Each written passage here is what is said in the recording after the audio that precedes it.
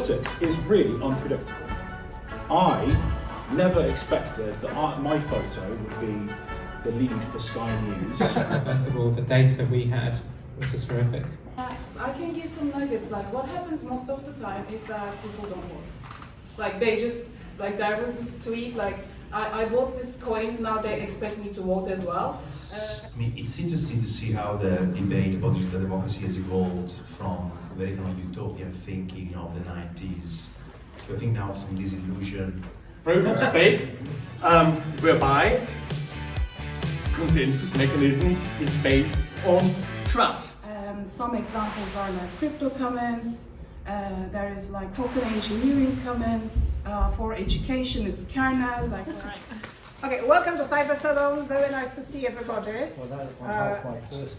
I hope that we'll have a very productive evening. We're mainly interested today in the conversation about democracy today and democracy in 2030, and what can we learn from today successful operations to project and develop some new structures for what will be happening in 2030. So we've got the structure of today is quite simple. We've got a few speakers, and then we will chat on, go through the ideas over the panel.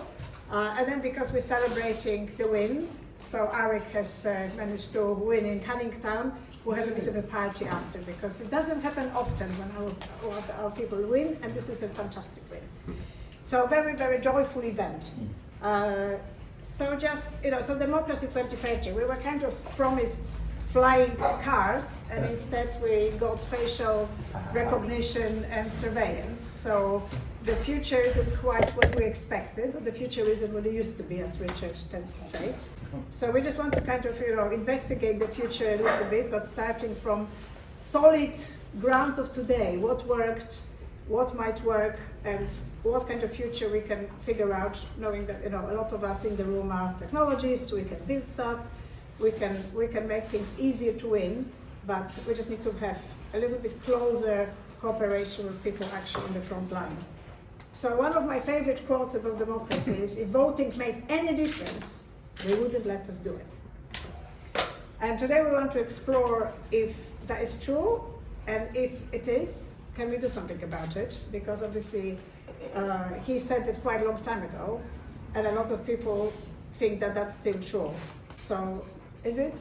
Has Mark been right, or can we move things around? My much better quote from Alan Moore, who I think Ben has got good relationship with: people shouldn't be afraid of the government. Governments should be afraid of the people. But I think the general statement of affairs is that the government is not afraid of us enough, because every day I get up, they vote for less democracy, and every day there is a bill coming through that restricts our democracy. So somewhere between these two, it's probably where we want to discuss. And then the future. So Metaverse future, we're all meant to be moving there. But as we notice, it's owned by private companies. So if we all end up in Metaverse, it's for customers, not for citizens. So enter at your peril, or build your own instead. So how can we ensure that the future democracy is not at the mercy of Facebook, or at the mercy of Decentraland, or anyway, at anybody else's mercy, because then the relationship between these worlds, it's very much consumer relationship, and that doesn't work.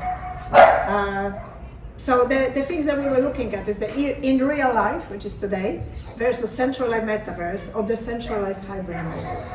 Which democracy is it going to be, and which we can make the most productive. But starting from today, we have Simon, if you can join us here. So Simon has been he's full of props today, so you can admire the graphics. He's going to talk about his adventures in the current elections, which were successful, exciting, and we want to learn what you guys achieved. So here to Simon Rudd from...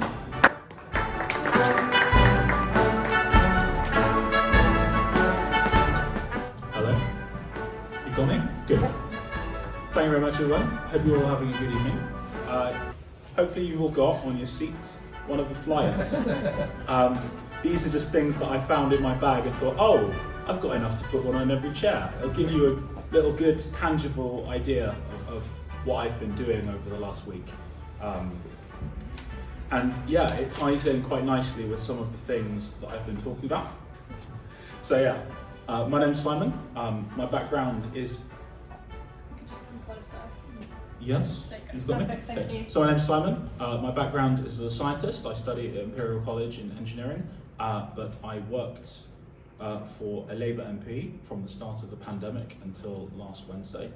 On Thursday, I had one of the best days of my life, canvassing in Westminster, and now I work in IT. So I've got quite a crossover with your interests, and yeah, hopefully I'm going to be able to show you some of Democracy 2022, because I didn't know that the title for today was going to be Democracy 2030. So this is quite grounded in the present. And yeah, you can find me on Twitter where I tweet about the outdoor cat that likes to live in my garden. Politics is really unpredictable. I never expected that my photo would be the lead for Sky News at 3 o'clock in the morning on Friday. This photo was taken by a very talented Reuters photographer who was going around the room and watching us jumping up and down all of the times that a result was called out, and decided that I was good for a photo op, and took this photo of me celebrating one of my friends being elected to Westminster City Council. I have no idea which friend it is because so many of my friends gained seats on Thursday night, Friday morning. Yeah. And the great thing about this is that that photo is a fantastic picture of me, and I love it because the emotion there's real. You can't fake that kind of thing unless you're a very talented actor, and that's me just expressing a moment of pure joy where something I didn't expect to happen happened. No one talked about Westminster as being a potential council that would flip in the local elections this year. It wasn't expected. The press were mainly in Wandsworth and Barnet. They weren't in Westminster, they weren't in Croydon, where the Conservatives won the directly elected mayor, and they weren't in Tower Hamlets, where Labour lost the council. We can't always know what's coming next, but sometimes big exciting things can happen, and the point is that we do this for a purpose. I'm excited there because I'm making a prediction about the next 4 years that a Labour council is going to run public services differently, look after the 30% of Westminster kids who live in poverty, and that's what you've got captured there. How do we go about achieving that? We campaign. We've got elections in this country, except for in Scotland and Northern Ireland, almost always using the system of first past the post. That means that you need the most votes in order to win. So that means we need to make sure our activities achieve a favourable turnout differential. What do I mean by that? I mean we want the biggest number, so we want to energise our voters. Who are our voters? They're people who are going to tell us that they support us. So we need to go out and get data on our supporters. We've got to use the electoral roll so we know who can vote. Great, that's useful data. That's going to limit the amount of campaigning we've got to do. We're going to go to their houses. We're going to knock on their front door and encourage them to vote if they tell us they support us. This is something called the Reading system. It was invented in Reading in 1945, and it's basically the way that all political parties in this country do their campaigning. Over the course of a campaign, because you don't have the manpower to go out and do this 24/7 every week, every year, because you don't have energized members to go and do this for your party. You're targeting it in a campaign. You won't have many opportunities to speak to a voter. They won't always be in. Maybe you get 3 goes. A little way out from the election, you're going, knock, knock. Hello, we're the Labour Party. How do you feel about us? You're going to write down what they say. You're going to take that back away with you. Your organiser is going to type that into a database. If they told you they don't hate you, then you're going to come back and knock again. Hello, you know there's an election soon. Have you had a thought about who you're going to be voting for? Is it for us? If they say yes, on polling day, you do the most important of all of these visits. Hello, there's an election today. Have you voted yet? That's the question. It isn't, are you voting for us? Because the time to change people's minds has probably been and gone. You're just going to ask people, have they voted? Have they gone out to do the action that makes the democracy work? They are the one with power on election day. But we only go to remind them if we think that it's going to help us. It's cynical, but this is what you've got to do because you want a differential turnout that is favourable to your party. I've put leaflets on your seats because this is all done on paper in most places in this country. It's how it was done in 1945 and it's how it's done today. We put flyers through people's doors so there's a physical reminder that we were there. If they weren't in, they've got something on their doormat to say, hey, oh, the Labour Party came to visit us, they must care. It's what you've got to do. You've got to remind them that you were coming. When you've gone to write down what people are going to tell you, that's confidential waste. You've got on a bit of paper someone's voting intention. They might have told you, oh, I've got this casework, I've got a problem that needs resolving. You can't share that with outside agencies.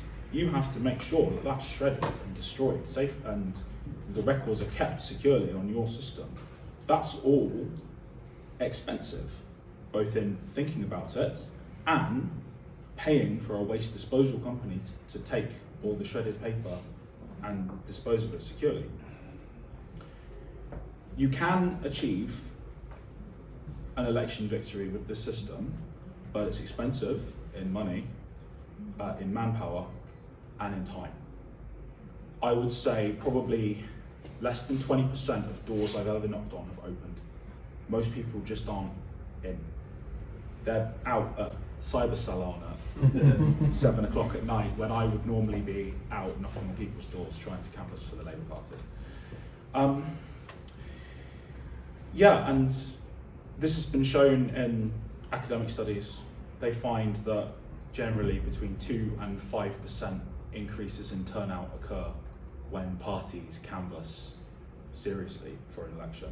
So we are not changing the world by going and knocking on doors. We're making a small difference. There has been some innovation since 1945, and this device is the most important invention of our lifetimes. This is one of the most important inventions in human history. I can do my banking, I can order a beer, I can call my mum, I can have an alarm that wakes me up in the morning, all on one device. And I can also record someone's vote for the Labour Party. And this is the actual app that we use. This is from the promotional material, so I'm pretty sure these are not real people and I won't get in trouble sharing this with you. But we can record the history and our conversation with them as you do on paper. Anything you can jot down on a piece of paper, you should be able to put into a phone. That's really good because you don't have to print the forms. You already have the electoral roll data. It can be more accurate than the paper copy because you don't need to update it every month. You get the most accurate form you can download, so it's whenever you get given it. You don't need to input the data manually. You don't have someone on a computer sifting through leaves of paper going, have I forgotten that street? And you're faster. You're going ding dong, tap, tap, tap, move along. You don't have to run back to someone who's got the whole list and gives you the individual to go and see. So technology is already changing canvassing, but it's incremental change, not revolutionary change. And when you want to see revolutionary change in some place like Westminster City Council, this is, an example where the voters really are the ones in control and they can achieve things which are more astonishing than what we can achieve as a party. Our data in the run-up to the local elections showed that we might get some gains, we might gain some seats. We probably weren't going to win the council. My personal prediction was that we'd have 24 seats after the election. The boundaries have been changed a bit, so it was difficult to know. But West End Ward, yeah, we held account 1 seat out of 3 there, but the boundaries were changing. It's really difficult to reach people during the pandemic. Who knows? I'd assumed that was a write-off. Bayswater, we held 1 of the seats. The boundaries, okay, were a little bit worse for us, but we knew that the candidate there, the Labour candidate there, had really made a presence for herself. I thought we'd pick up seats there. I thought we'd pick up 1 in Pimlico South and 3 in Lancaster Gate. We swept the council, we won 31 seats.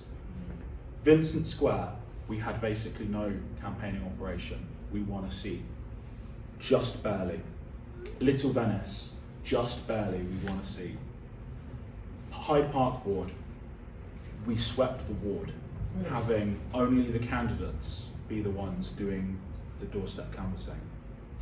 Massive overperformance, doing it all on paper. And nowhere is more true than in Lancaster Gate, where while the candidates who are the face, they're the ones going out for their own election. You expect them to be there more often than other people. They're not the ones who are necessarily planning. They have a team who are going to support them, who are going to feed in the data and make the decisions about which streets we go down and where our electors have to go. And on polling day itself, we don't stop collecting data. I was running between the different polling places, asking for the official turnout at 12 o'clock, 3 o'clock, 6 o'clock, 9 o'clock. In 2018, I was a candidate in the wards that these 2 lovely people stood in.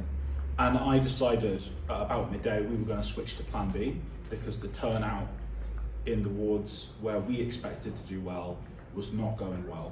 We didn't have high numbers of voters we expected to support us coming out. So we changed it, but really it was a Hail Mary and we could only make the very most basic of decisions about which streets we were going down. GDPR means we're not able to get individual data and go and focus and try and turn individuals out. We're just doing it in the aggregate. And although canvassing only changes votes, it changes turnout by 2%, by 5%, depending on how optimistic you are. My friends won by 2 votes and 5 votes. So every single conversation we had mattered. Folks, if you believe in something, if you want to see change in the world, don't ever feel like you're powerless. Sometimes all you need to do is have the good fortune to be in the right place at the right time, and you as an ordinary, maybe unrecognized person can change the outcomes, can change the results, can change Westminster City Council.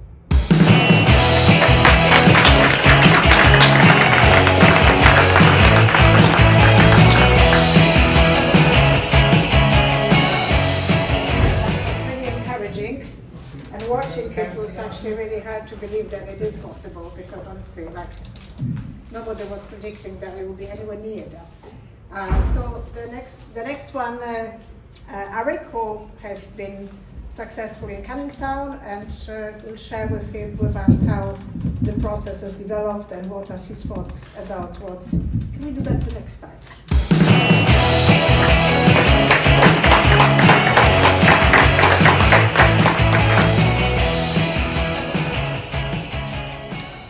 My name is Arik. I am a New Speak House Fellow.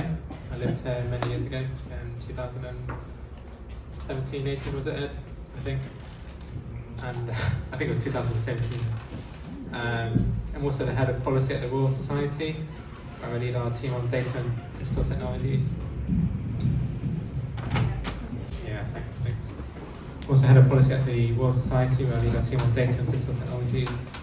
And the Royal Society is a scientific institute of the United Kingdom. And I was also recently elected as a councillor for the Labour Party in Canning Town, which is in East London. So I haven't really prepared anything to say, so I'm just going to give some reflections on the election. First of all, I think that was an excellent presentation, an overview of how the Labour Party campaigning works. And I kind of wish we had it done like that in our ward. I think that the issue where we were in Newham is 2 things. First of all, the data we had was just horrific. So this works really well. So the Labour doorstep campaigning works really well if you've got good, recent, high quality data on people. So you want recent contact dates, last few months. Also, you need members to go and knock on those doors on election day. And when you don't have both of those, it can be very difficult. So what we had in Ethereum was very low numbers of members because a couple of reasons, but one of which was that the party was suspended in Ethereum for the past few years. And as a result, the data was also quite poor. So when it came to election day, we followed the voting system, and the plan was let's knock on all of the doors where people are definitely going to vote Labour and make sure they come out and vote. And you're also given a list of road groups, and those are ordered in priority on how many numbers of voters, how likely they are to vote Labour, and how likely they are to come out and vote on election day. So you go through that priority order. The first door I knocked on, the guy was like, I'm never voting Labour. So I was like, what the hell is the point of the sheet that I've got in front of me, right? The data is inaccurate.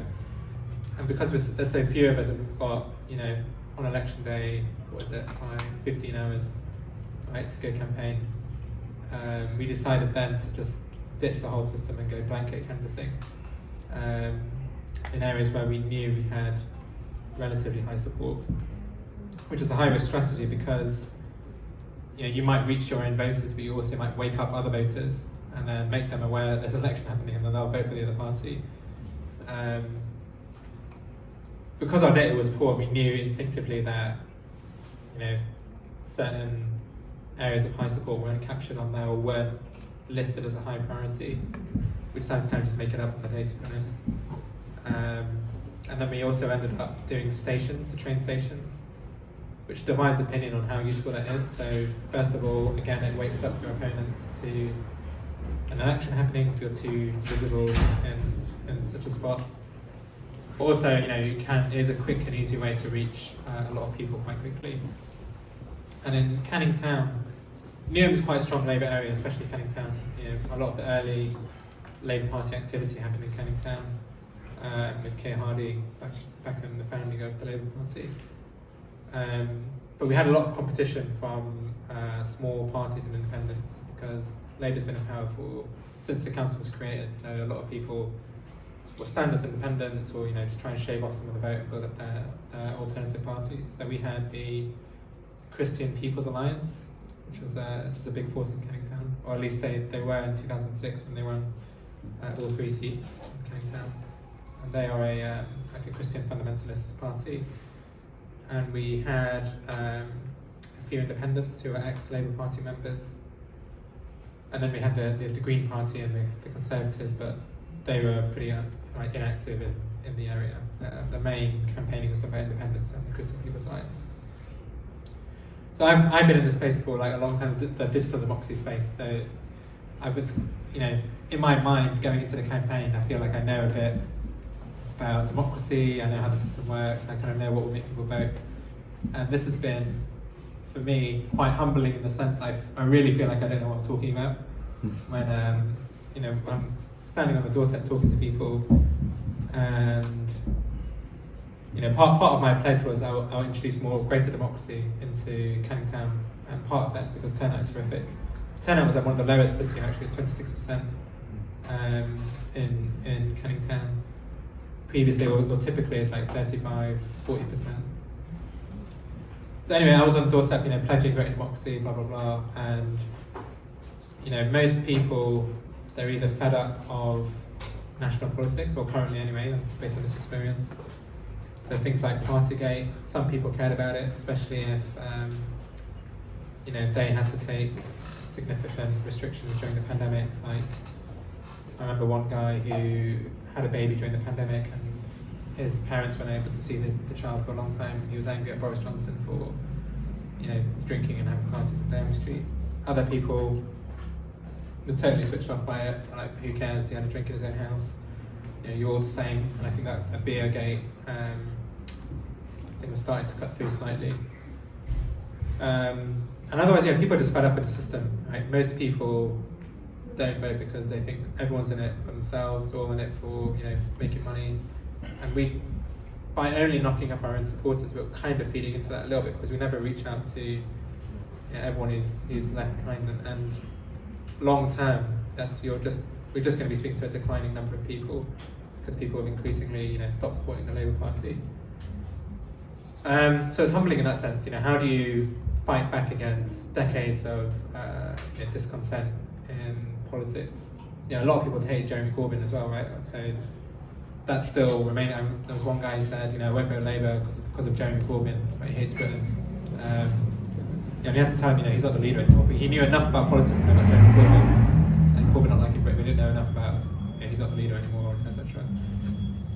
So there's all these complex issues, and then my conclusion, or at least my initial conclusion now, is the best way to get people re-engaged is to go road by road and do little community sessions where we get people in a room to discuss what it is that they care about, what they want to change locally, and do it at that really granular level.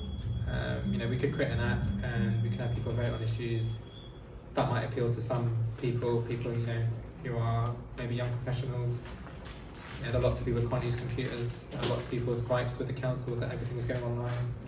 There was one lady who, so one policy the council introduced, which was quite unpopular among some people, was paid parking permits for your car outside your house. And there was one lady who was like, I need my car to visit my son, and I had to get a parking permit, I had to upload a recent bill and evidence that I live at this house or something onto the website. I don't know how to upload stuff. I went to the library, they said come back with these documents, I had to go twice to do it, and it becomes quite long, right, unless you have that alternate system, which in reality should just be a phone line, I think. So how do you appeal to those people, right? Or people who can't speak English? A lot of people in Canadian can't speak English. So I'm interested now, how do we solve this problem? 75% of people didn't vote, and of the 26% of people who did vote, a lot of them are disengaged with a party whose core purpose is to serve working class people and create better services, and on paper should be serving the interests of a community like Kennington, where you have a lot of working class people, you have a lot of people who are renting, you have a lot of young people. How do we close that democratic deficit? What role does technology have? I'm now questioning everything I've kind of believed in the role of technology, and how can we revive democracy on a really granular level to each road area, because it's different just on that granular level. People in one part of Kennington are living in a brand new build, they're young professionals, they're renting, they're maybe going to live there for a couple of years. Other people have lived there for 40, 50 years and seen their community change in different ways. So I guess that's my question to you, is how do we solve, how do we use technology in a really granular level that will get people's voice heard and get them, give them new faith in democracy and the process and the Labour Party and politics more generally. I'll leave that as a question for you guys to think about.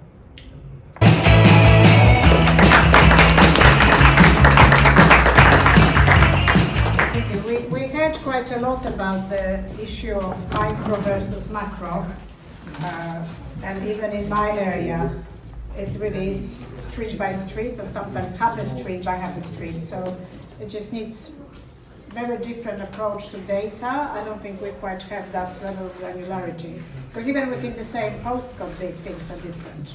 So yeah, definitely a challenge for technology.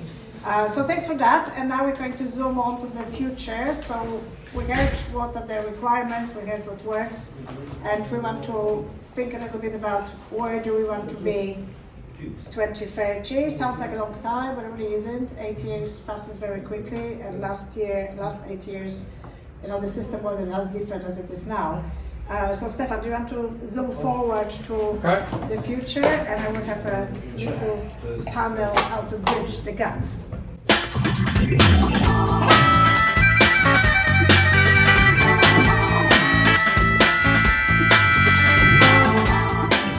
Very good evening.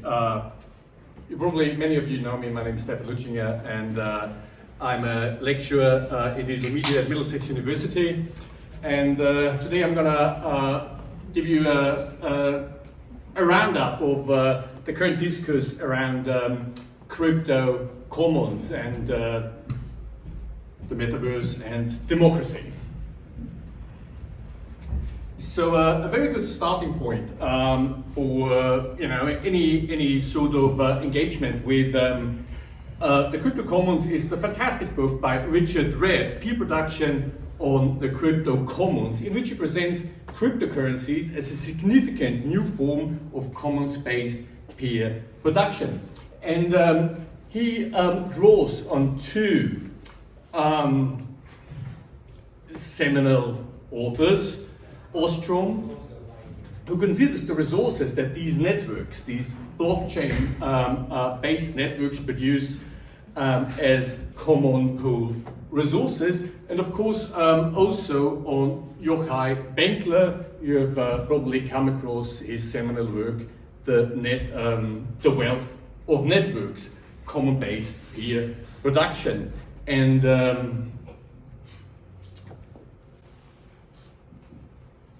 where are we now? Why is it interesting to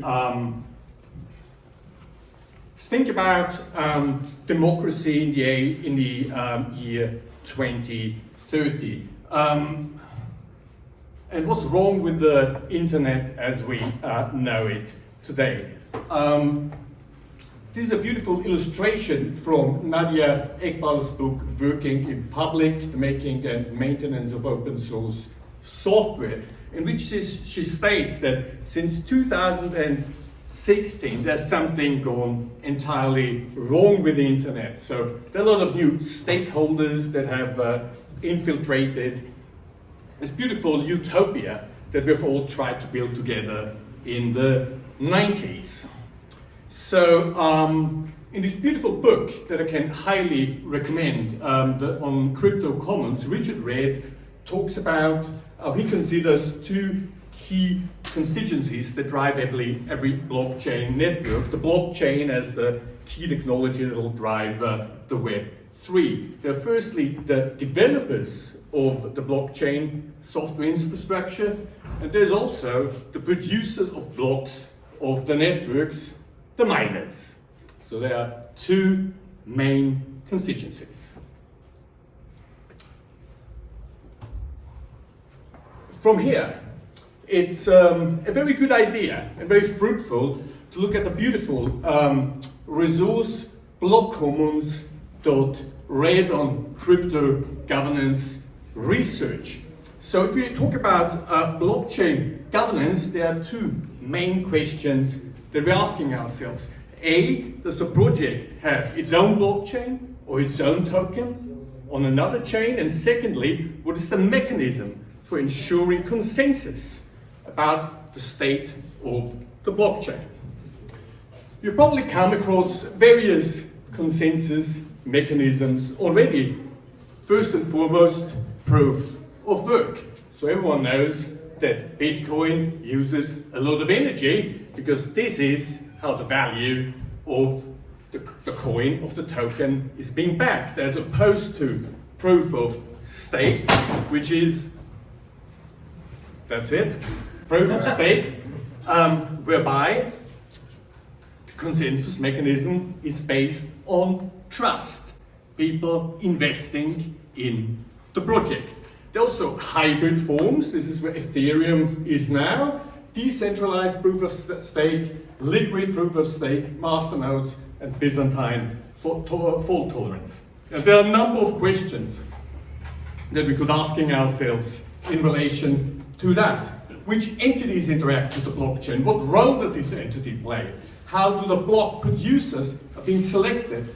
How are the changes to the consensus rules implemented?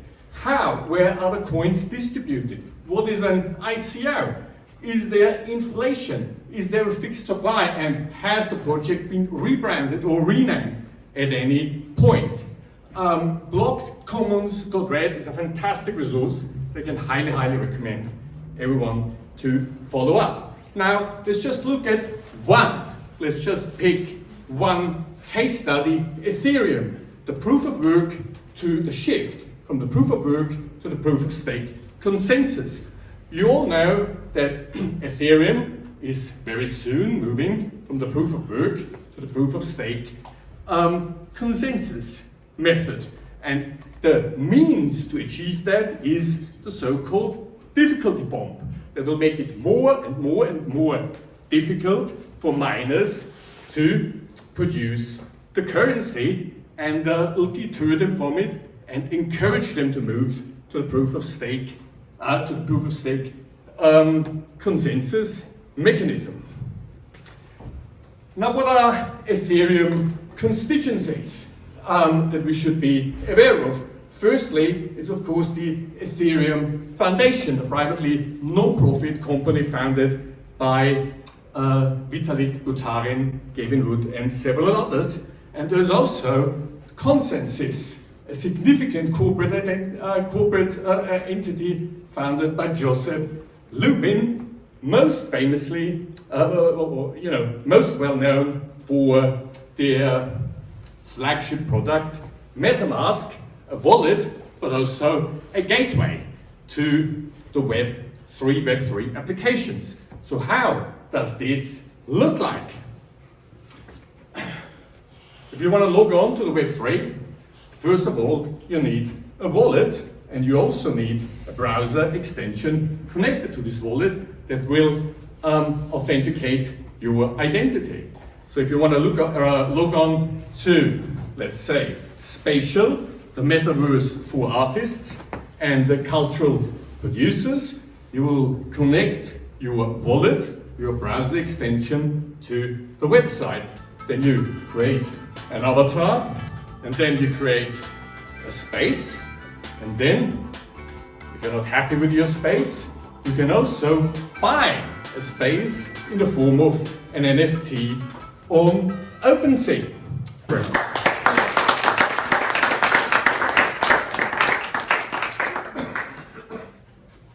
Always rely on Stefan to bring some good Ionian philosophy to the topic. Okay, so following on the future, we've got Gay, who has been advising on DAOs. And if we look at reorganizing the metaverse and reorganizing the future, DAOs probably are going to play a big part in it. So over to Gay.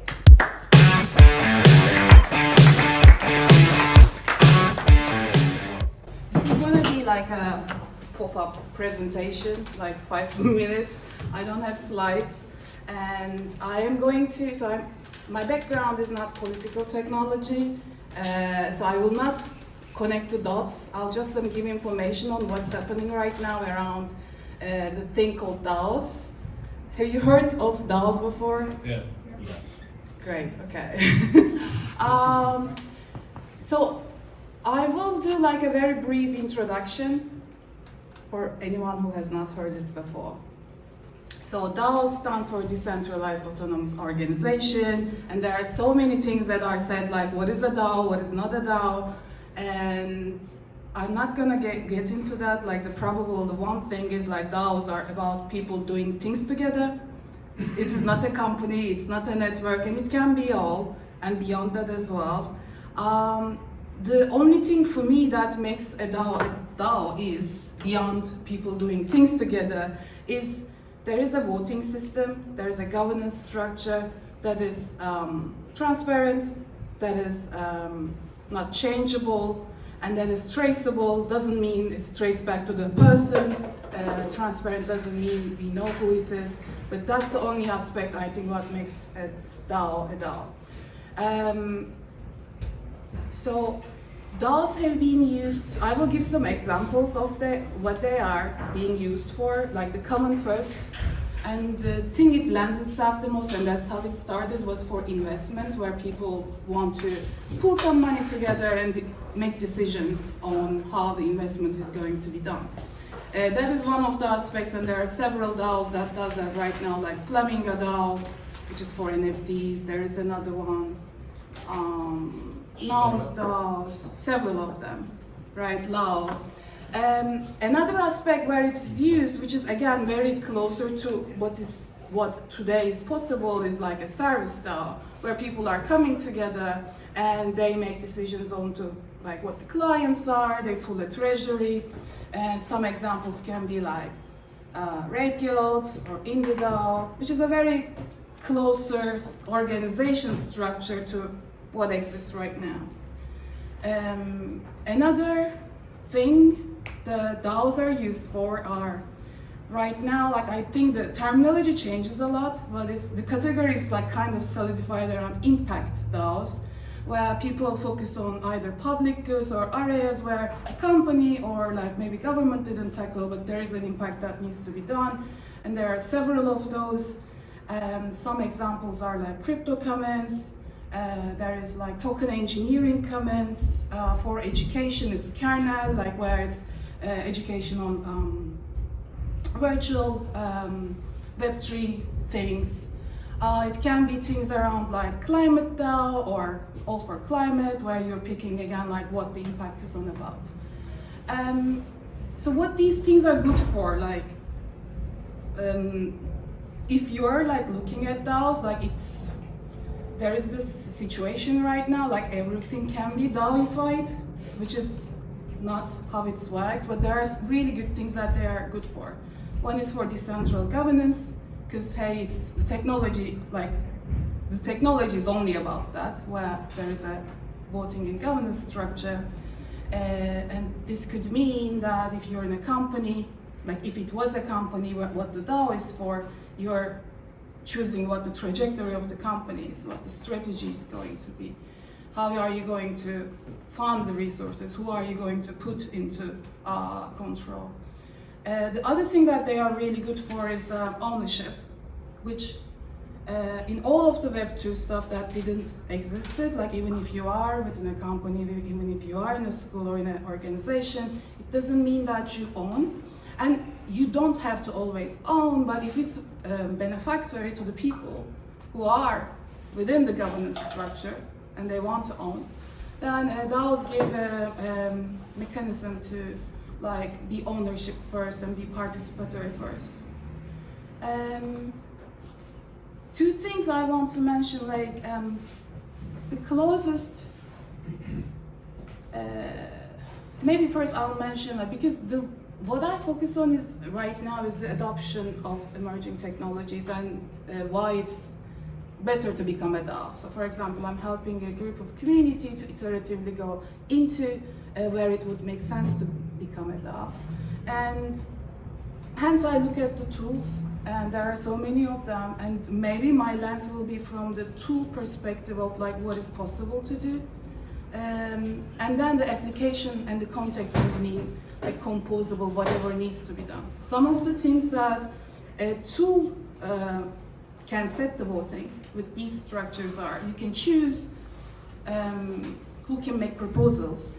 You can choose who is permission to be in this voting structure and what type of voting it is, whether it's one person, one vote, whether it's the person who has the money, whether it is the person who is in it for the longer term. So you can set like what gives the right to vote and to make proposals. Other things you can vote, and this would make, based on the decision you're making, it is configurable. What means a yes and what means a no.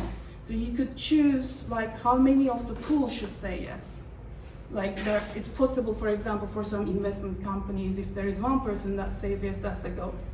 Or does everyone have to say no first? What is the percentage of the yes/no vote for it to pass? And you can also say like, what is the participation percentage? Like how many, is that okay if 70% participate? Is it okay if it's 10%? So those type of things are configurable. As well as like what type of vote is in yes/no versus multiple. Or you're like, if you can vote multiple things like quadratic voting, where it kind of goes towards a bit more complex structure. One example from, so one thing about DAOs is like the transparent aspect sometimes is a bit too much highlighted, and it's not possible for conservatorship or like censorship type of stuff. So it's not okay to be always like, be visible in who is voting type of stuff. So there are like also tools right now, not right now, but has been around for some time, that dedicate itself more to voting in a private way. Like there was this example called Walk Donny, and it was used for Catalan autonomous area to vote, to have a survey before their 2021 election. And they used a totally DAO type of digital blockchain voting tool to not necessarily the exact election, but the pre-election, the survey for that. So that also, some of the tools lend itself to private voting. I think that's important to look at, because most of these situations, like where we are in the metaverse or where we are in this digital first organizations, the way it's voted is like it's through DAOs. So I think it's good to look at for 2030. Okay.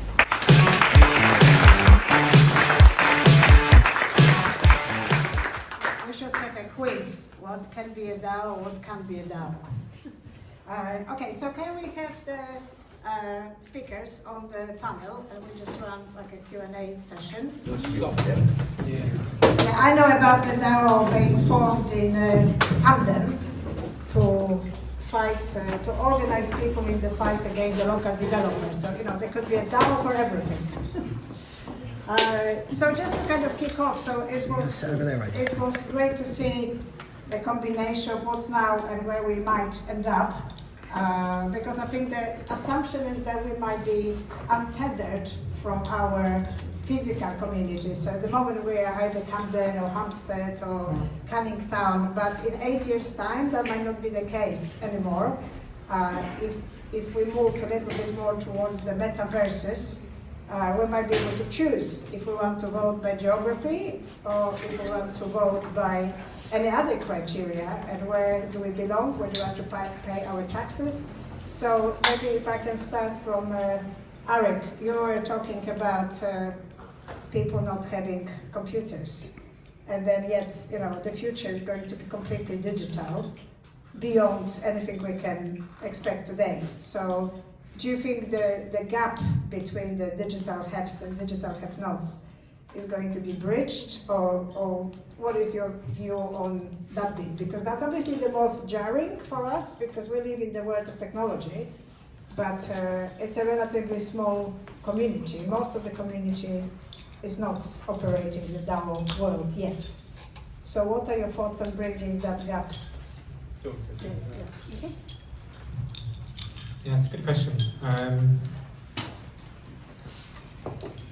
I think it's not as simple as just putting a device in people's hands. It's like, if you think about our own experiences, where we get to a stage of using our first computer or our first mobile phone to, you know, voting for something online or joining a DAO or whatever it might be. It's like a massive process of evolution in how you interact with that device, how you learn about it, how you understand how the online environment works. And, you know, for myself personally, it's probably taken like 15 years to get to a stage where I am now. Whereas, you know, maybe 10 years ago, I'd upload every single picture onto Facebook on, you know, on a holiday or something. Or people do it on their nights out. You know, we're not at that stage now. People are much more conscious of what they do online. But if you just give that device to someone now, you can't expect them to be at that stage where we're at overnight. So I do think it'll be quite a slow process. And also the people who need government the most often are the people who don't have the literacy, the online literacy, to be able to use these devices and take part in these sort of sophisticated digital democracy platforms. So I think there's a sort of evolution that needs to happen, you know, literacy, getting people used to technology, and then maybe in 2030, you know, those who have-nots maybe more accustomed to technology and more comfortable in using it for, you know, sort of day-to-day decisions. So the question is, I guess, if we can envisage the role of the state to help to bridge that gap, because I've been working on getting people online since about 1994, and what we thought would take 5 years has taken 25 years, and we're still not there by the sounds of it. So this is a bigger job than any of us has envisioned. But Paolo is here because he wrote a great book the great recoil about the role of the state in the future, and that's probably the area that we need to explore before we dive into Metaverse. What is the role of the state in bridging that gap? Thanks. Yes, I mean, it's interesting to see how the debate about digital democracy has evolved from very kind of utopian thinking of the 90s to I think now some disillusion for some time about its actual effects. I mean, if I'm looking outside of Britain, I'm looking, for example, at Spain, there's been a very interesting lab for digital technology more generally. This country with a lot of patents on digital technology are made, and where activists have been experimenting a lot with digital platforms of all kinds in parties, in cities, to deliver what they thought would be an improvement on democracy. And they themselves are a bit disillusioned. So that, for example, Podemos platform is not as active as it was, nor are local platforms, online consultations, as active as they were. But at the same time, it's clear that there's a gap there, that there's a problem there, to which some forms or some configuration of digital democracy is the apparent solution. And I think you learn that sometimes by speaking with people who are outside of the civic tech crowd, who actually sometimes tell you things that you don't realize otherwise. And I was speaking now with somebody working for OECD, and what she told me was very telling. I mean, something very simple ultimately, but is in a way kind of the wisdom of the innocent. And what she told me was, digital democracy ultimately hasn't been privatized by social media companies, right? So once upon a time there was this idea that you would have dedicated platforms for consultations, for deliberation, where people would come together and achieve a consensus, and they would vote on things. And there are some platforms like that. Those platforms, for example, I studied within parties, in Podemos, Cybersalon movement in Italy, parties, and so on and so forth. But then you have something that is a much greater scale. I mean, probably 2 orders of magnitude in terms of, or 3 orders of magnitude in terms of the volume of participation and in terms of the actual impact, which is banally participating in Facebook conversations, participating in Twitter conversations, which is unconsciously an unconscious form of democracy, where people are constantly voting on things, right? Voting by liking, voting by retweeting, voting by sharing, which are, if you think about it, very much like votes, because you're casting one individual reaction, which is aggregated collectively and is measured quantitatively. So one tweet that has 20,000 retweets is worth 20,000 times a tweet that just have 1 retweet, and actually that matters that has consequences. Specifically in that case is the visibility of the content. Like it's 20 times, I mean, depending on the algorithm, let's say, probably 20 times, 3,000 times as visible. So basically, digital democracy is something that people are doing all the time, unconsciously, but they're doing that on platforms that are privatized, that are controlled by big groups, that are increasingly now owned by people like Elon Musk, the richest person in the world, which raises the question of why it would risk so much being in already a very risky situation himself with an overvalued company, so on and so forth.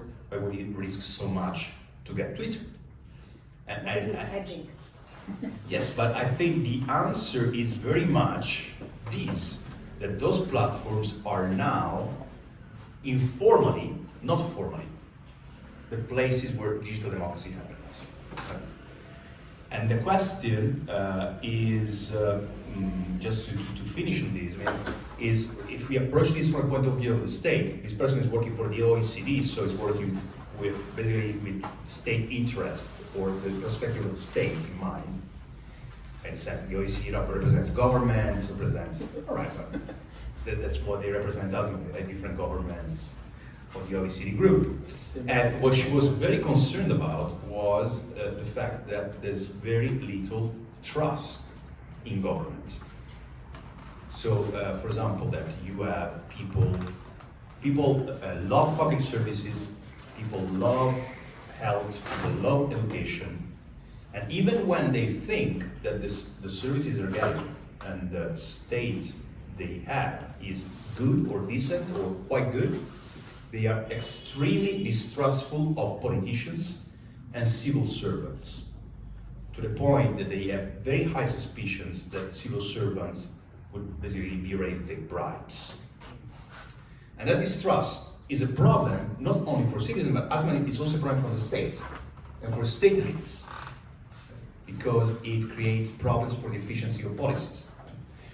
So ultimately, the two things go together. On one, you have a kind of privatized democracy, and on the other end, you have dysfunctional mechanisms of trust creation. And guess what? Trust is created through participation.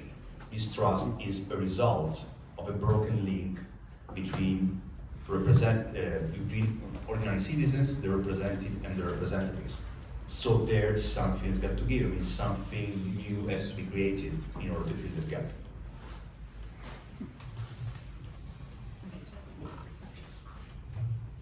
Yeah, there's another book that Paolo wrote, The Tweets in the Streets, which I thoroughly recommend, because there's not much about Twitter that Paolo doesn't know from experience from Arab Spring and onwards.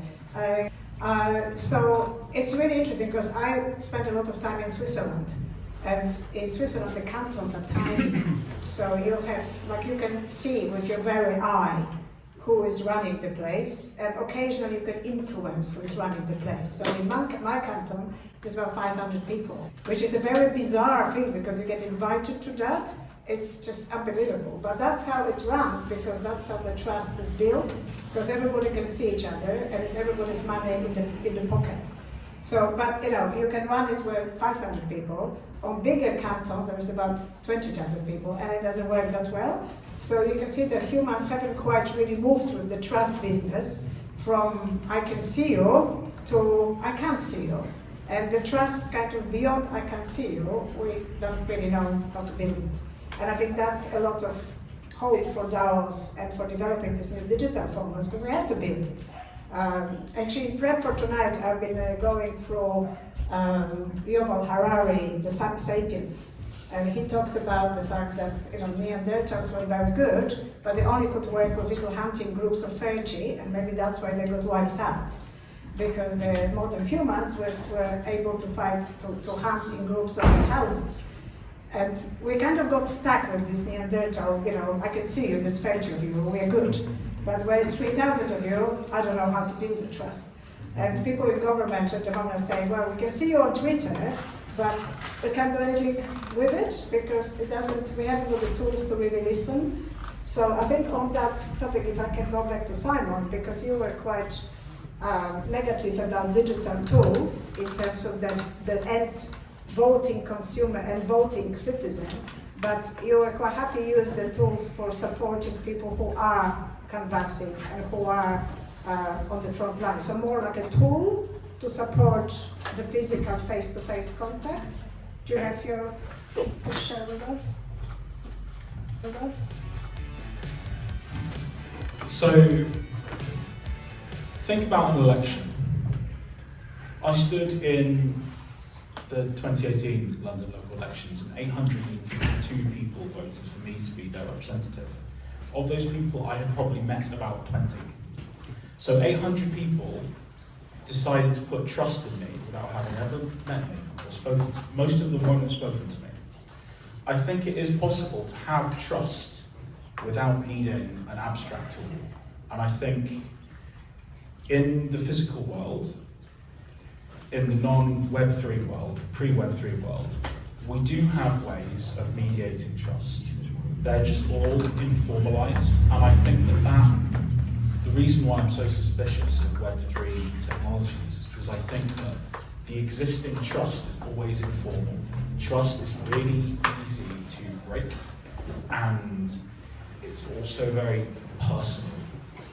And in politics, there's examples of that. Like, I think of the election of Jeremy Corbyn as leader of the Labour Party. Hundreds of thousands of people became made members and supported him, and he held their trust. And without commenting on whether or not he held my trust, he definitely held theirs. And in a sense, he was an abstract figure for them too. They didn't know him personally. They may not have heard everything he ever had to say or evaluated every policy he had. But I don't know, I think that I feel a lot of Web3 technologies are just not necessary to replace things that we're already doing in an informal way, and that we have done for centuries. Would you answer that, Kate? That's lands at your doorsteps.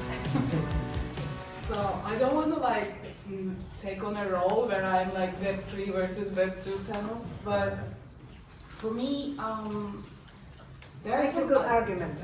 It is very, and we could like have so many, but there are good and bad sides to all.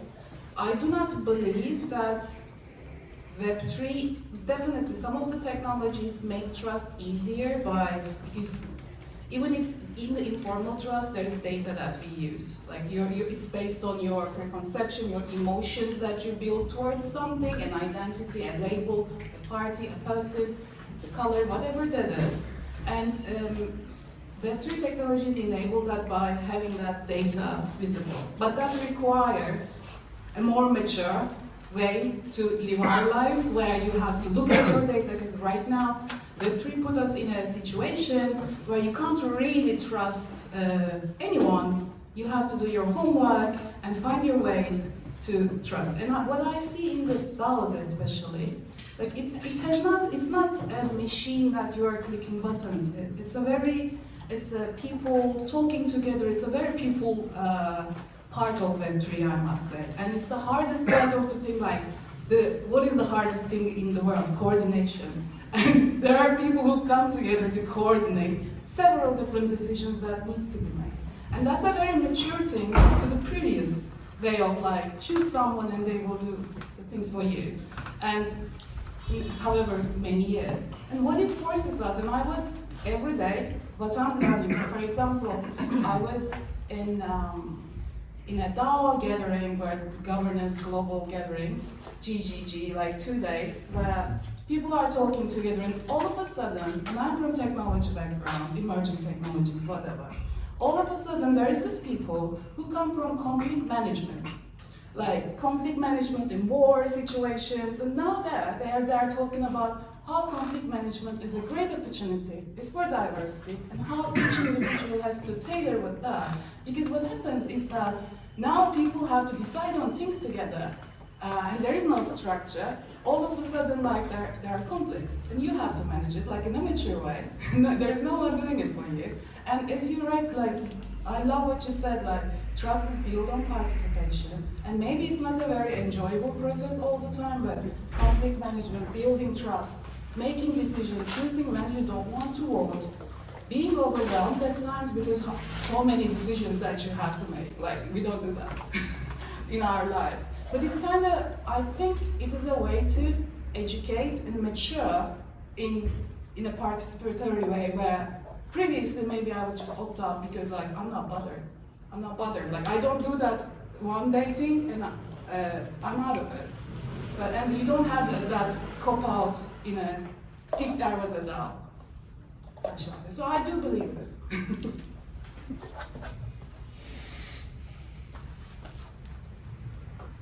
So what I'm picking up on is two things. So trust requires practice and requires a muscle.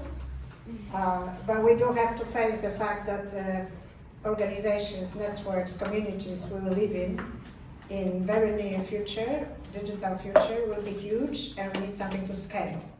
So how do we scale the trust, which today is won on face-to-face, or a big leader, and maybe let rip and replace it with code, but that sounds like quite a long journey. So I think the question to Richard, you've been on that political journey for probably longer than most of us. Do you think trust is buildable via computing and machines, or is it back to door? As you said earlier, the future is what it used to be. This is, if you get to my age, or even Paolo probably knows this, every 10 years comes round again, there's a technological fix to what is a political, economic problem. And it's not a technology. Here in 2016, I was saying to Artie, my son over here, we launched the Digital Democracy Manifesto with Jeremy's second Labour leadership campaign. And obviously we're massively in favour of all these digital technologies and what they can do. And at the end, we had this thing that what we want to do is a massive I have to get the exact quote because Richard's off, obviously, online gaming. A massive multi-person online deliberation. That's what it was called. So we were interested, obviously, in using these technologies to improve our democratic system. But it's not in itself a solution. The technology is a tool, and it has to be brought together with the social and economic transformation of society. It's interesting, we had this, I was working with John McDonnell, and we were trying to promote things like Polis, who appeared at the previous Cybersalon, people who were doing liquid democracy, other online voting systems. And it was interesting, even within the Corbynista hardcore, were people who were deeply resistant to actually being fed back information from their own supporters, let alone the wider community. And they saw it partly as a sort of technophobic thing. Oh, you're just saying there's a technological solution. But it was really, the problem was that of democracy. What do we mean by democracy?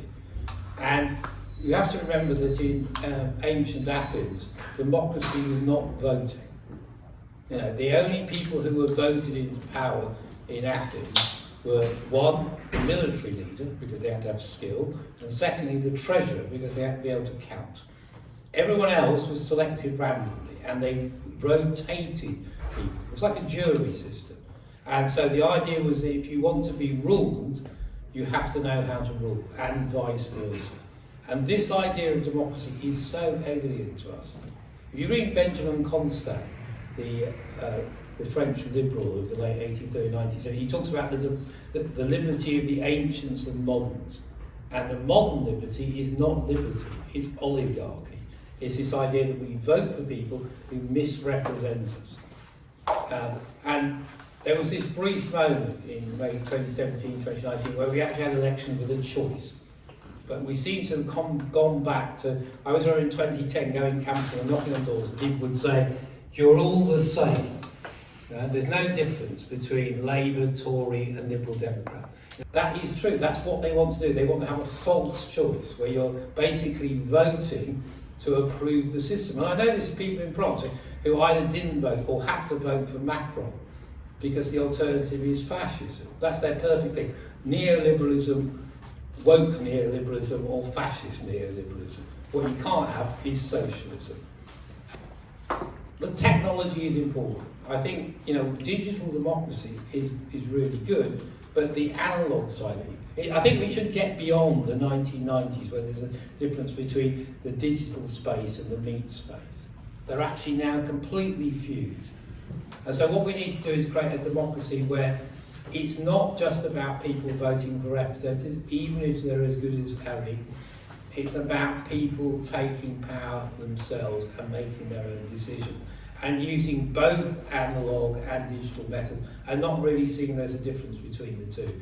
Because if we want to actually rule society, we have to do it ourselves, and that's the trouble, is to empower people to not just make decisions, but to enact them and enforce them themselves. Very good Can point. I just add, there's one comment I would make is I completely agree with Richard that these digital tools are tools, and what I would say then is it really matters who wields them, who holds the tool. And you mentioned we live in oligarchy today.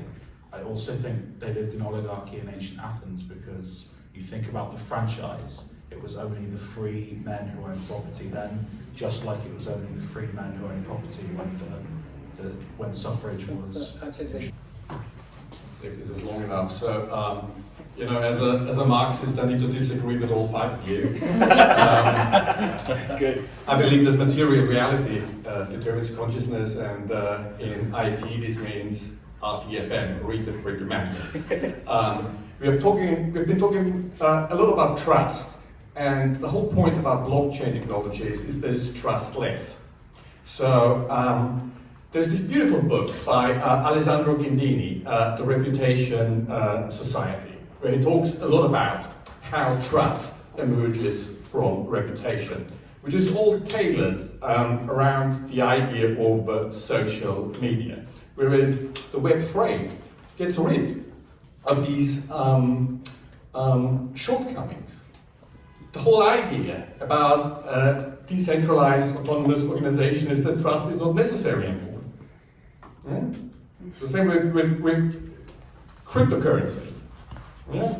The whole idea about cryptocurrency is that we are operating in a trustless distributed ledger. So I don't think we should say the technology hasn't changed significantly.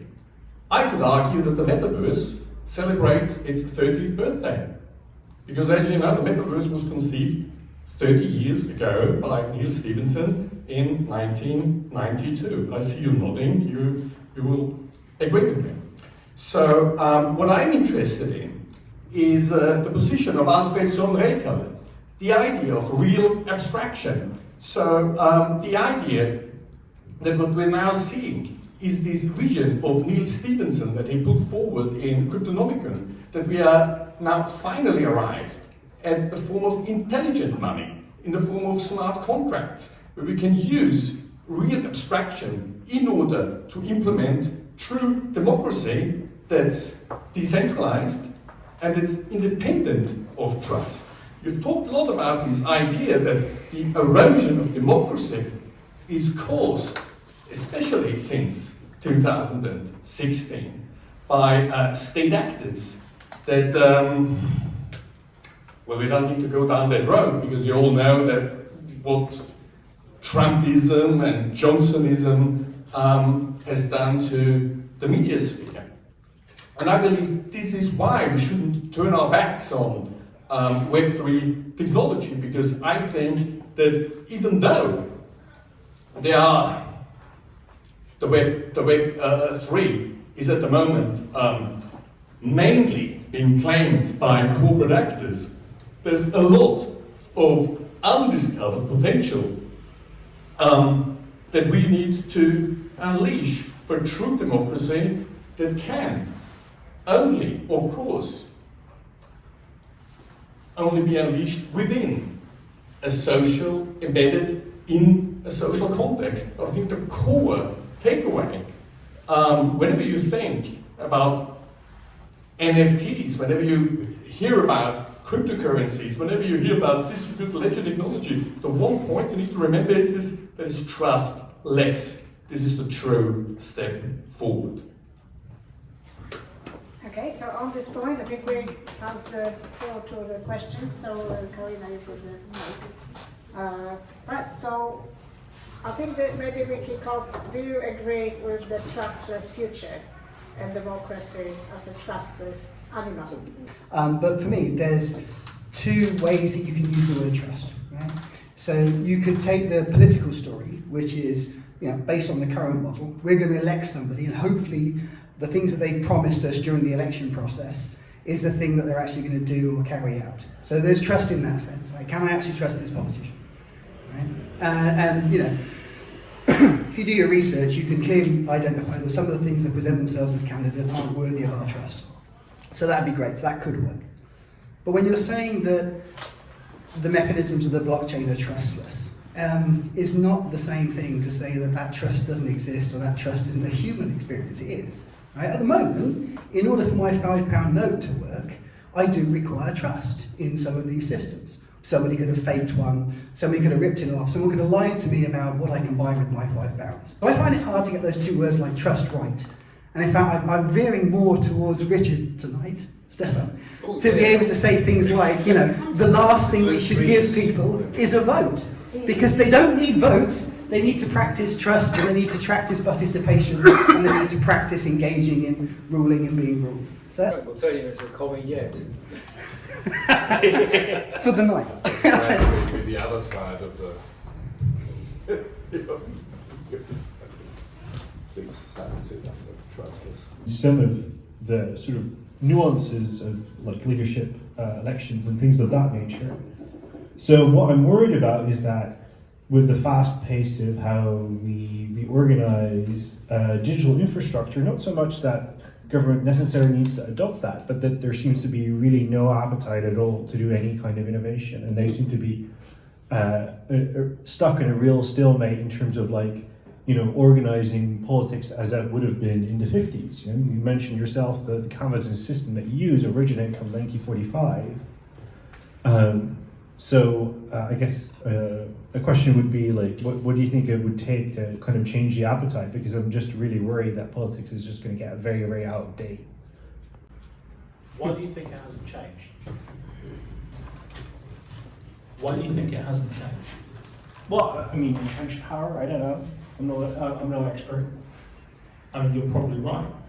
If you think about electoral reform in this country as one example, why would any politician who was elected under first past the post want to change the system?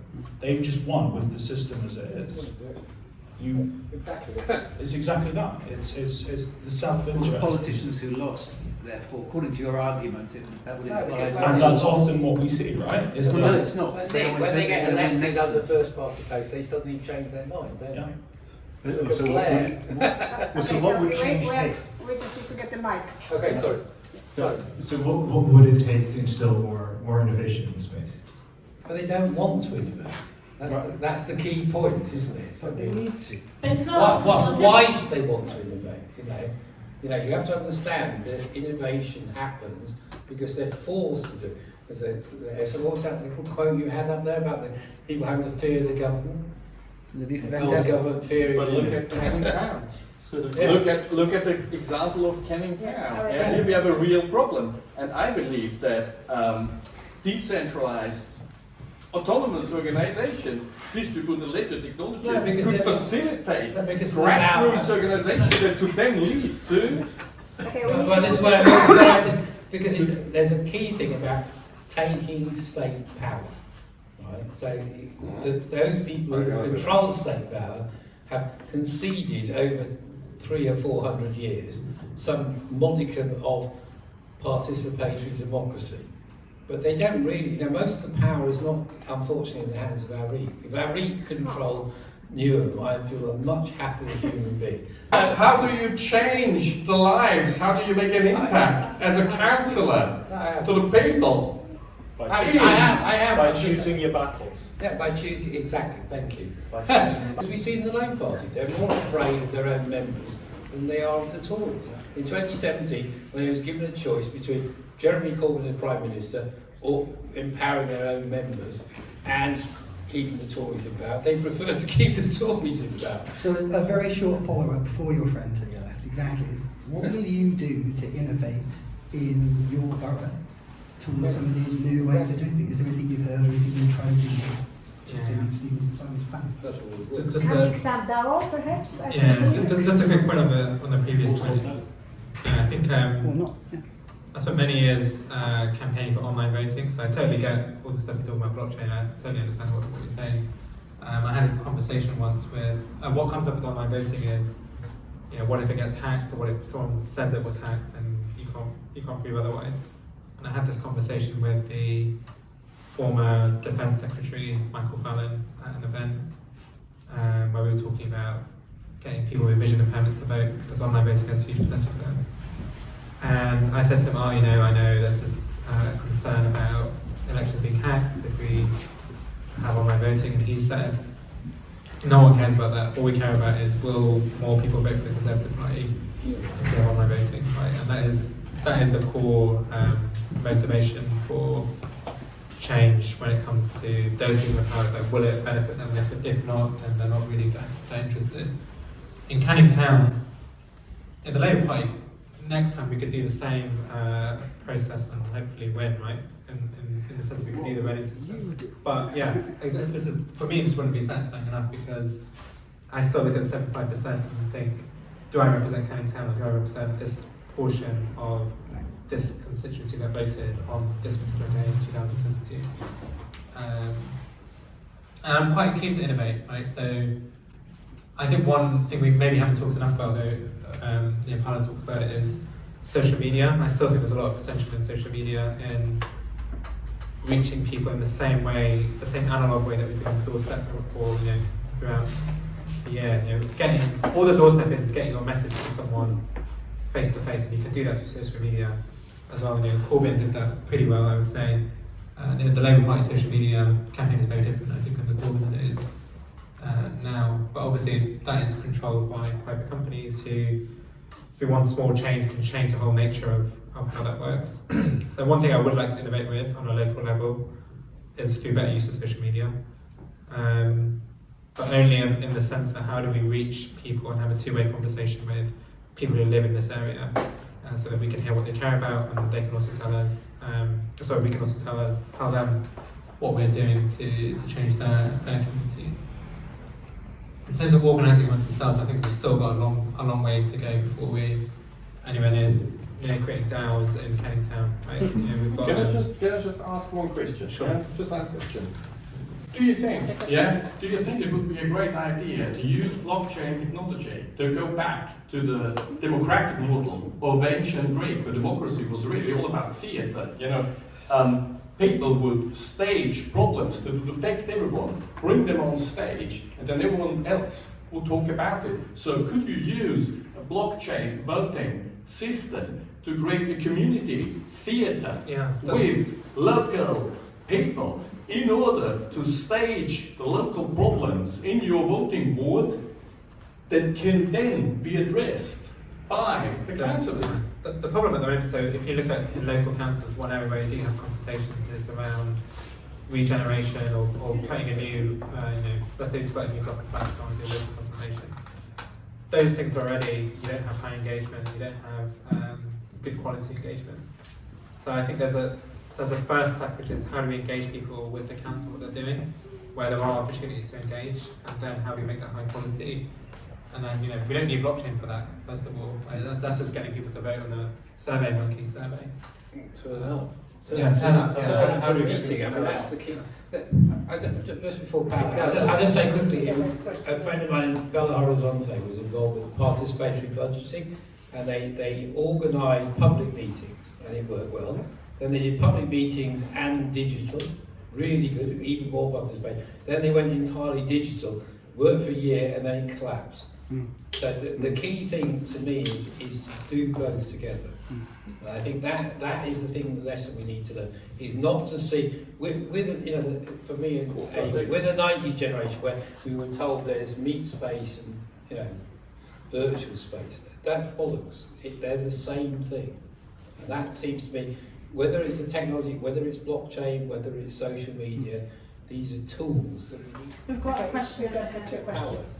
So I think my question probably builds on some of this anyhow, which is possibly more for you, I'm not sure. But I'm just wondering, so in the sort of participatory, coming to decision making, etc., in your experience, do the people who didn't vote for whatever we count as a majority voted for, whether that's 90%, 95%, whatever it is, do they kind of go, well, the majority thinks this, therefore the majority is right? Do they feel they've been defeated?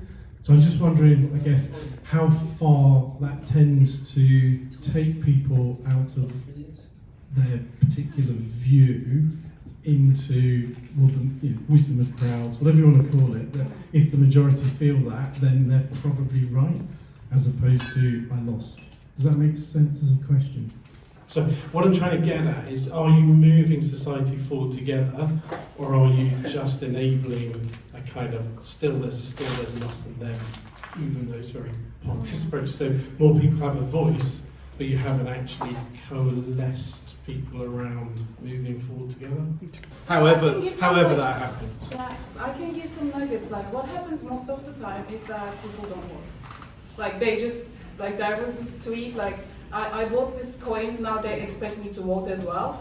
So there is this notion of like swag, and like people generally tend to at first not really vote in some of the areas, which is what happens DAOs versus like whatever. Some of the learnings of like the canvassing and talking to people, that's what makes people to vote.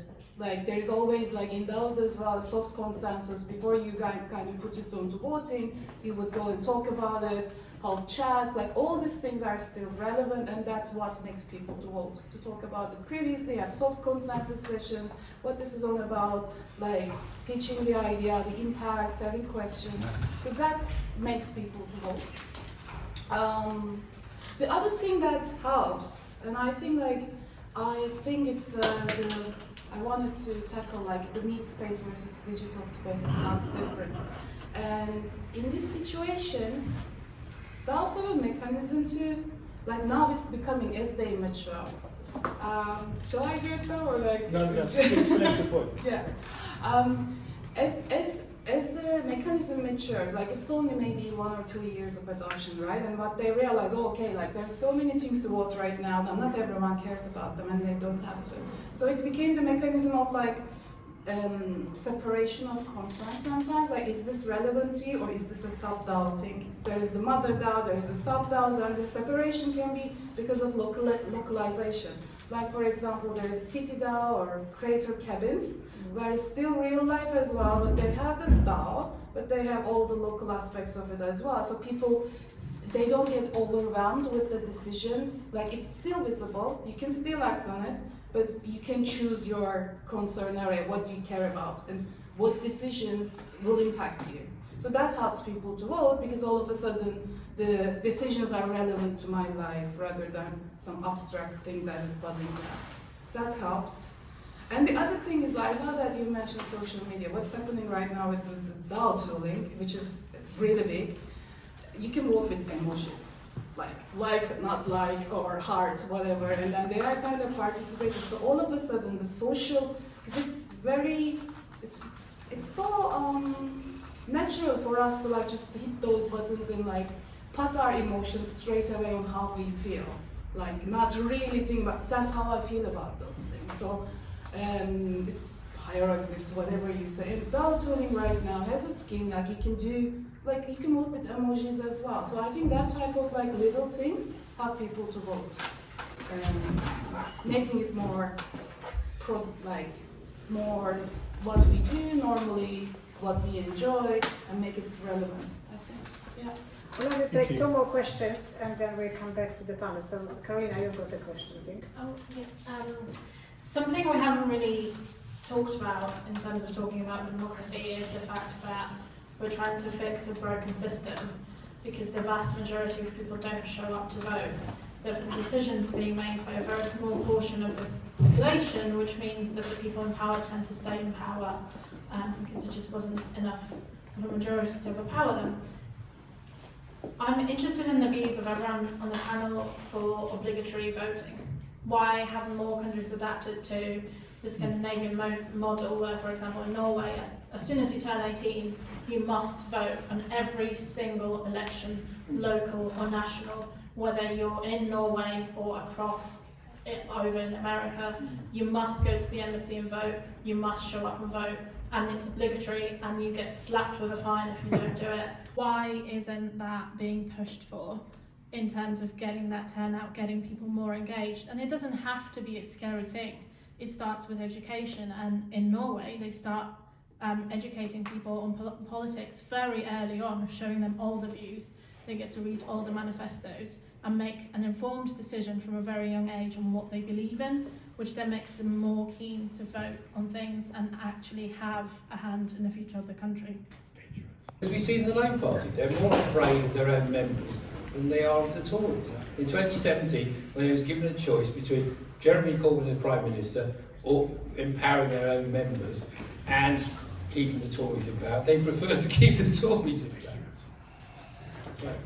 Isn't democracy always dangerous? Could I make a comment on No, I think it's a very simple answer, is they don't want people to vote. Yeah, but it's not their decision.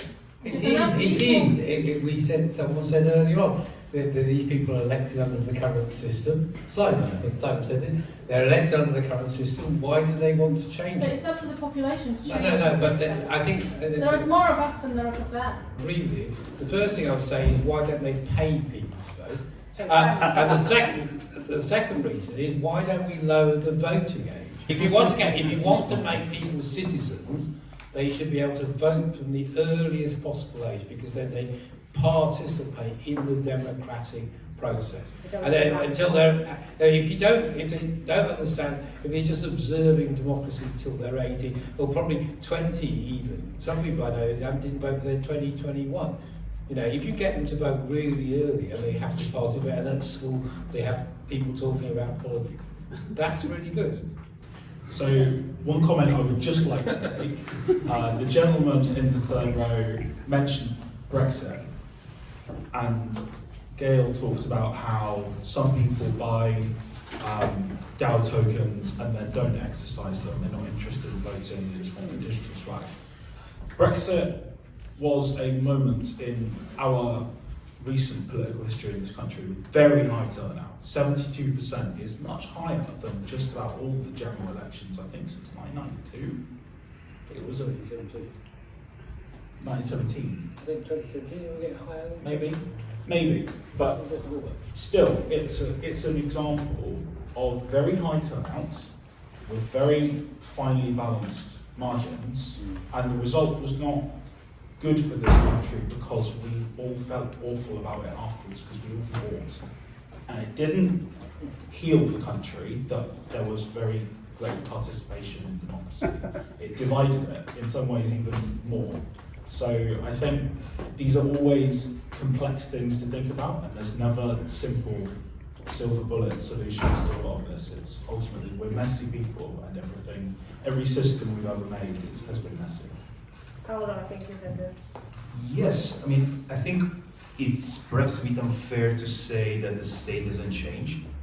I mean, all in all, the state doesn't change because it stays the same. That's why it is called state.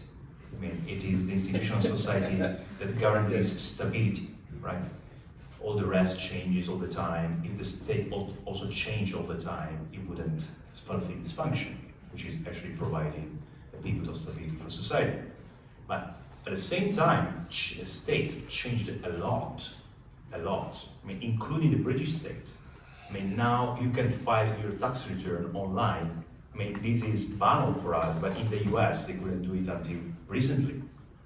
And many services, I mean, there's all this phenomenon of state apps, which is completely changing the relationship between governments and citizens. I mean, Italy, the country I'm from, actually is quite an unlikely place where many innovations are taking place now. There is an app called EO, where there was a lottery of receipts in order to fight against tax evasion and tax avoidance, where people would get cash back, 10% for each receipt. And that led to a huge adoption of the app, which is now used to roll out all sorts of public services. You can do anything with that, right? I mean, registering property, paying your taxes, so on and so forth. Now, local governments are actually also on the app. And another interesting case, and there's many countries who have been doing that. There's all this phenomenon now of public services at your fingertip.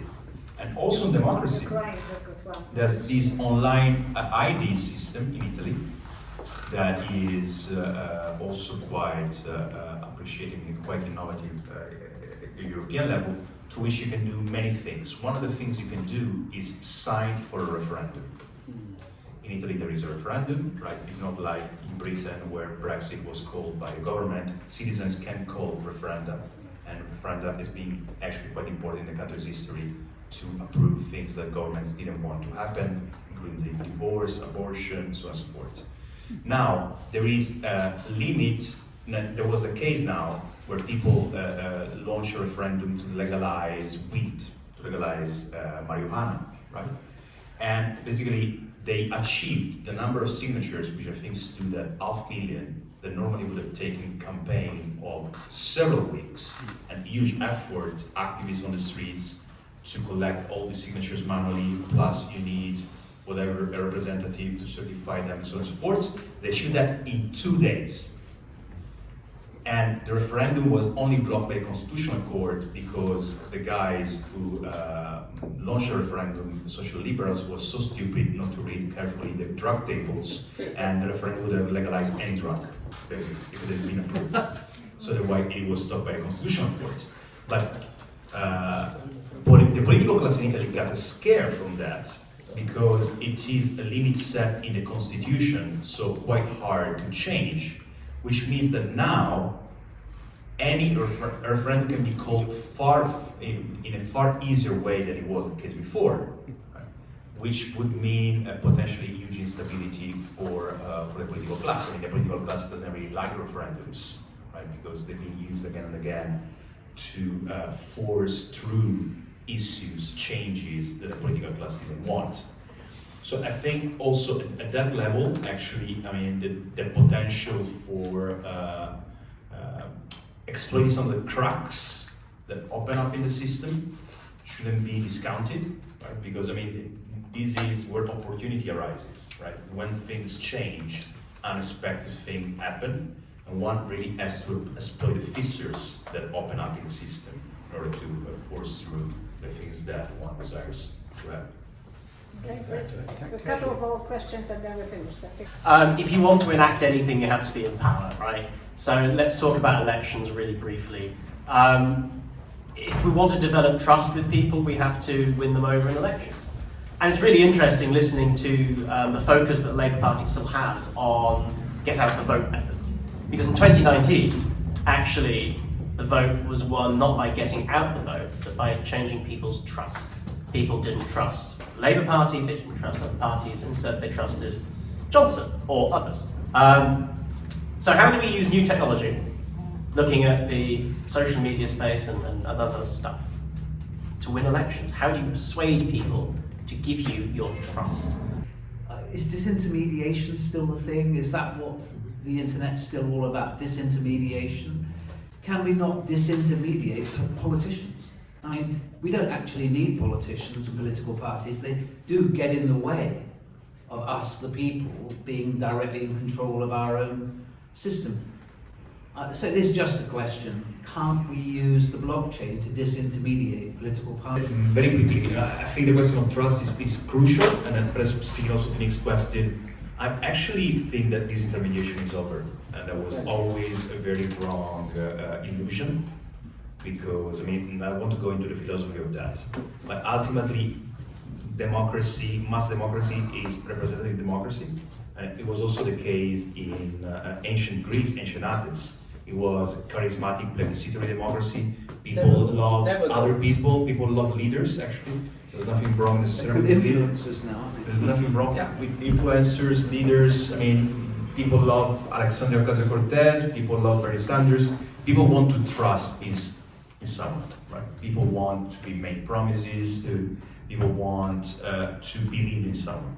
And actually much of the power of social media these days, and also why Instagram has become so important in campaigning, is precisely creating that kind of direct relationship between what Gramsci would describe as an affective relationship between the people and the party, which these days is mostly the leader, is personified. Okay, thank you very much, guys. We've got a lot to think about. Our